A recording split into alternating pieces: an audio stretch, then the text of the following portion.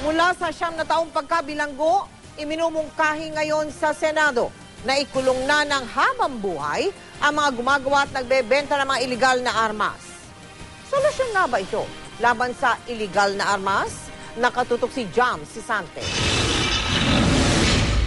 Sa gitna ng sunod-sunod na krimen gamit ang mga baril, isusulong ngayon sa Senado na gawing habang buhay na pagkakakulong ang parusa sa mga gumagawa at nagbebenta ng iligal na armas.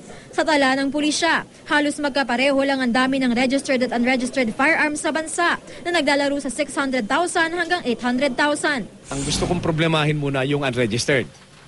Siyempre yung unregistered, may nagbebenta, may nag-i-import, may nagsusupply. We want to hit the source. Parang yung drug problem natin, supply reduction, demand reduction. Sa ilalim ng kasalukuyang batas, 4 hanggang 6 na taon na pagkakakulong ang parusa para sa iligal na paggawa at pagbenta ng low-powered firearms tulad ng kalibre 38. Para sa high-powered firearms tulad ng kalibre 45, 6 hanggang 9 na taong pagkakakulong naman ang parusa. Si Senador Ping Lacson na dating PNP chief, nais ipagbawal ang pagdala ng sibilyan ng armas sa labas ng bahay kahit parehistrado ito. Dapat nakatago lang daw sa isang safe o vault sa loob ng bahay ang baril. Ayon kay Lacson, mga naka-uniforme at naka-duty na pulis at militar lang ang dapat payagang magdala ng armas sa labas ng bahay.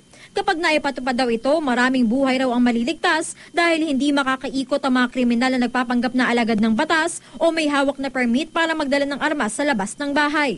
Pero sabi ni Senador Tito Soto, hindi solusyon sa problema ang pagbabawal sa lehitimo at responsabling gun owners na magdala ng armas. Dapat magkaroon ng renewed effort ang ating gobyerno through the Philippine National Police na hanapin lahat yung mga loose firearms na yan, kapain lahat yan, higpitan, paghuhulihin. Dahil yan dapat gawin natin. Huwag nating disarmahan yung mga law-abiding citizens. Sabi ni Soto na dating chairman ng Dangerous Drugs Board, dapat paigtingin ang kampanya kontra illegal na droga. Dahil higit kumulang 70% umano ng mga krimen sa bansa may kinalaman sa illegal na gamot.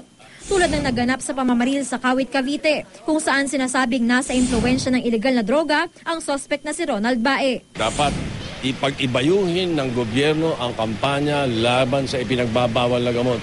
Yan ang isa sa mga source ng ganitong mga problema.